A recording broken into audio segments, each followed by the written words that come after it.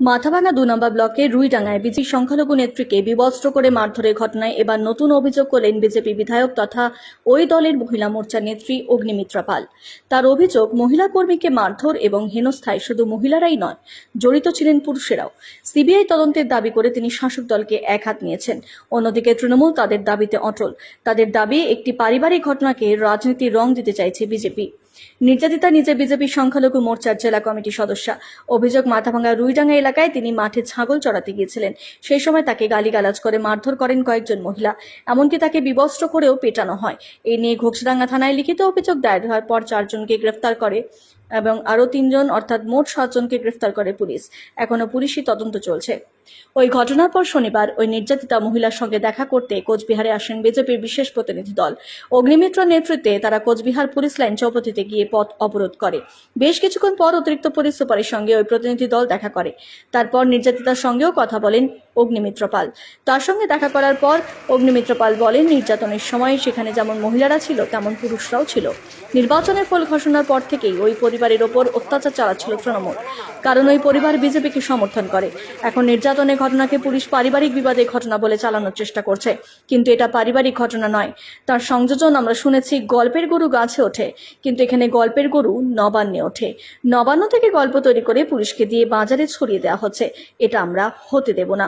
কেন অভিযুক্তদের বিরুদ্ধে জামিন অযোগ্য ধারায় মামলা রুজু হলো না, তাই নিয়ে প্রশ্ন তোলেন অগ্নিমিত্রা।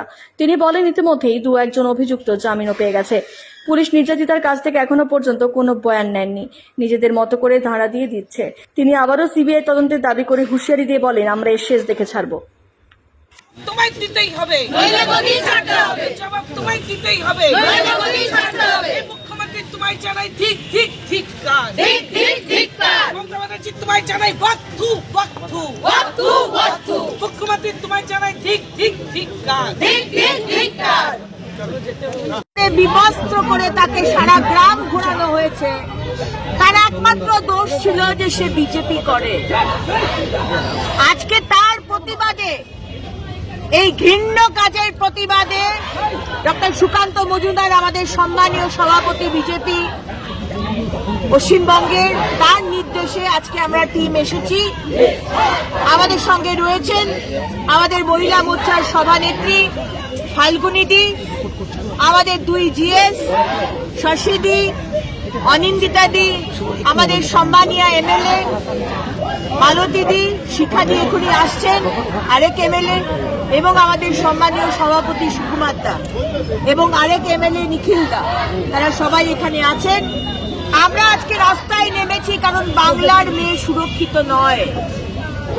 মমতা ব্যানার্জি শুধু বলছেন বাংলা নিজের মেয়েকে চায়, আপনার সিকিউরিটি আছে, কিন্তু আর কোন মানুষের সিকিউরিটি নেই। কারণ পশ্চিমবঙ্গে কোনো ল অ্যান্ড অর্ডারই নেই। 2 দিন আগে আদালত বলেছে, হরিশ, অনারেবল জাস্টিস হরিশ টন্ডনজির এজলাসে বলা হয়েছে বেঙ্গলের সেন্ট্রাল গভর্নমেন্ট যতদিন চান, তারা যদি মনে করেন তাহলে পশ্চিমবঙ্গে সেন্ট্রাল ফোর্স থাকবে।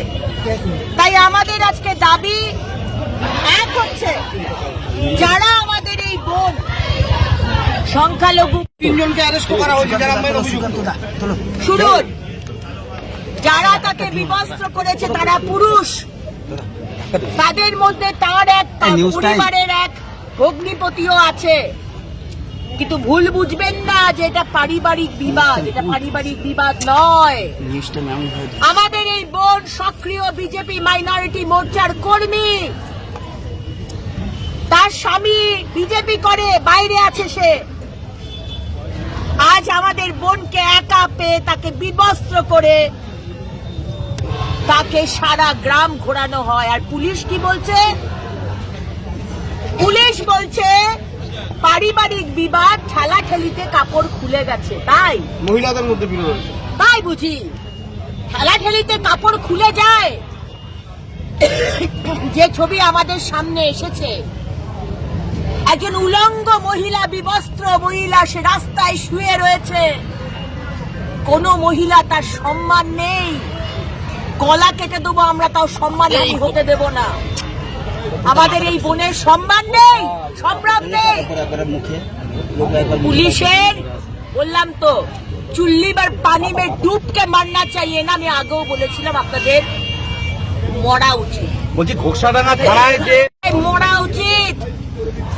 আপনাদের বাড়িতে মা বোন সন্তান নেই, মেয়ে নেই, যে একটা অন্য মানুষের একজন অন্য মায়ের প্রতি আপনারা এই ধরনের মানে ইনজাস্টিস করেন। আর যে ধারাগুলো দেওয়া হয়েছে প্রত্যেকটা বেলেবেল একজন মাকে বিভস্ত করে দেওয়া হচ্ছে, সারা গ্রাম ঘোরানো হচ্ছে আর নন বেলেবেল ধারা। দুজনের জামিনও হয়ে গেছে। তাই আমাদের আবার বলবো আমাদের সিবিআই তদন্ত চাই। ঘোকসাডাঙ্গা থানায় যে উপর যে কোনো ধরনের ঘটনা সেটা নিন্দনীয়। এক্ষেত্রে কি ঘটেছে পুলিশ আরও ইনভেস্টিগেশন করে স্পষ্ট হবে। তবে আমরা যতটুকু জানতে পেরেছি এর সঙ্গে রাজনীতির বিন্দু মাত্র যোগ নেই এবং পুলিশ তৎক্ষণাৎ ব্যবস্থা গ্রহণ করেছে। যারা যারা এই ঘটনার সঙ্গে যুক্ত তাদেরকে অ্যারেস্ট করেছে এবং তার মধ্যে 3 জনই মহিলা এবং 1 জন পুরুষ, যিনি নাকি ছবিটা তুলেছেন আমরা পুলিশ সূত্রে যেটা জানতে পেরেছি। না, এটা তো বরাবরের একটা বিষয়। বিজেপির ক্ষেত্রে যে কোনো ঘটনাকে তারা সিবিআই তদন্ত বা হাইকোর্টে তারা এই ধরনের মামলা করে। আমরা সম্প্রতি গতকালই জানতে পেরেছি যে হাইকোর্টে এই ধরনের একটা পোস্টপোল ভায়োলেন্সের ঘটনাকে উল্লেখ করেছে, বিচারপতি তাতে ফাইনও করেছে মিথ্যা অভিযোগ করবার জন্য। তো বিভিন্ন কি বিষয় রয়েছে আগামী দিনে স্পষ্ট হবে। তবে এটুকু বলতে পারি এর সঙ্গে রাজনীতির কোনো যোগ নেই, এটা নিতান্তই একটা পারিবারিক বিষয়।